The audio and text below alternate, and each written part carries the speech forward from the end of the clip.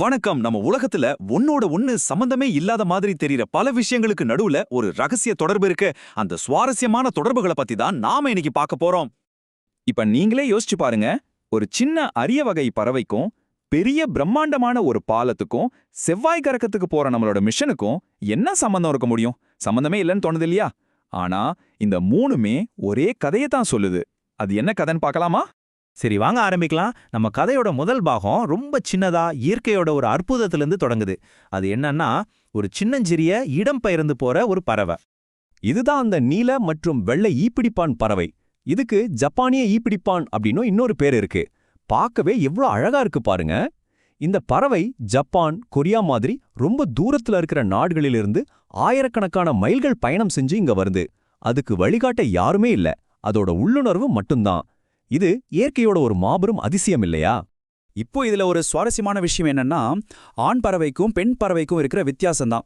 ஆண் பறவை நல்ல அடர் நீல நிறத்துல ரொம்ப பிரகாசமா இருக்கு. ஆனா பெண் பறவை பாத்தீங்கன்னா ஒரு மாதிரி சாம்பல் பழுப்பு நிறத்துல இருக்கு. இது வெறும் அழகுக்காக மட்டும் இல்ல, இது உயிர் வாழ்றதுக்கான ஒரு தகவமைப்பு. இயற்கை எவ்வளவு நுணுக்கமா எல்லாத்தையும் வடிவமைச்சிருக்கு பாருங்க.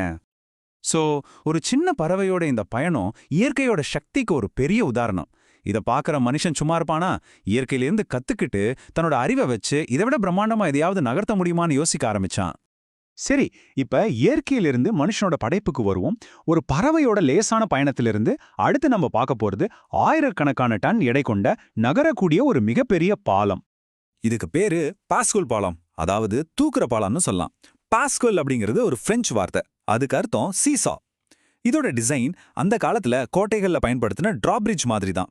இது என்ன பண்ணும்னா, சாலையோட ஒரு பகுதியை அப்படியே தூக்கி கப்பல்கள் போறதுக்கு வழிவிடும். ரொம்ப சிம்பிளான ஐடியா தான், ஆனா எவ்வளவு பவர்ஃபுல் பாருங்க.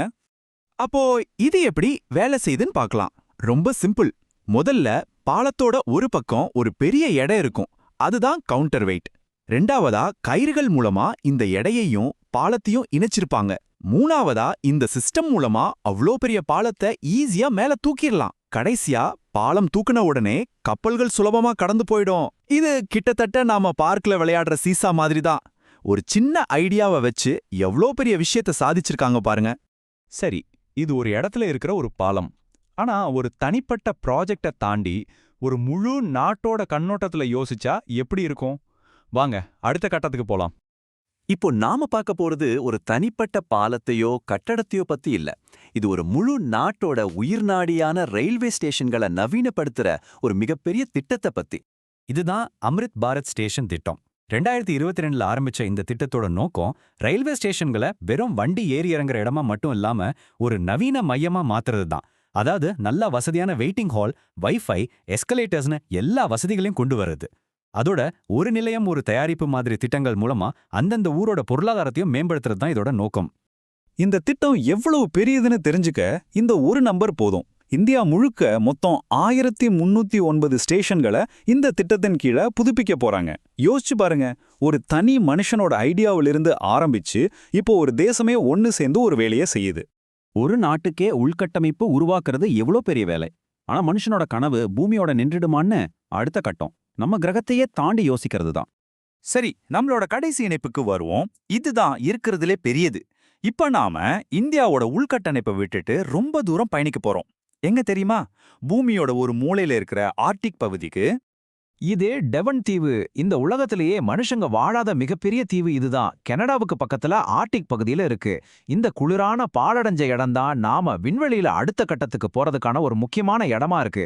சுருக்கமா சொல்லணும்னா இது பூமியில இருக்கிற குட்டி செவ்வாய் கிரகம். ஏன் இந்த இடத்த செவ்வாய் கிரகம்னு சொல்றாங்கன்னு இந்த ஒப்பீடு உங்களுக்கு தெளிவா காட்டும். டெவன் தீவும் சரி, செவ்வாய் கிரகமும் சரி, ரெண்டுமே ரொம்ப குளிர்ச்சியான வறண்ட பாறைகள் நிறைந்த இடங்கள். ரெண்டையுமே துருவ பாலைவனம்னு தான் சொல்றாங்க.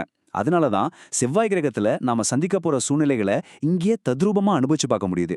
இங்க நாம ஜெயிக்கிறது செவ்வாய் கிரகத்துல வாழ்றதுக்கான முதல் படி மாதிரி. அதனாலதான் நாசா தன்னோட அடுத்த தலைமுறை ரோவர்களை எல்லாம் இங்க தான் டெஸ்ட் பண்றாங்க. அது மட்டும் இல்ல, விண்வெளி வீரர்கள் செவ்வாய் கிரகத்துல எப்படி வாழ்றது, எப்படி வேலை செய்யறதுன்னு இங்க தான் பயிற்சி எடுக்கிறாங்க. ஏன்னா இன்னொரு கிரகத்துல வாழ்றது சாதாரண விஷயம் இல்லல்ல. அப்ப பாத்தீங்களா, ஒரு சின்ன பறவையோட பயணத்துல ஆரம்பிச்ச ஒரு பெரிய பாலத்தோட அறிவியல் ஒரு தேசத்தோட ஒற்றுமைன்னு போய் கடைசியா இன்னொரு கிரகத்தையே அடையிற அளவுக்கு மனுஷனோட லட்சியம் வளர்ந்திருக்கு. இது எல்லாமே உன்னோட ஒண்ணு இணைஞ்சிருக்கு. இயற்கைய பார்த்து கத்துக்கிட்டு அதை தாண்டி பிரபஞ்சத்தை அடைய நினைக்கிற இந்த மனுஷனோட பயணம் எங்க போய் முடியும்னு நினைக்கிறீங்க?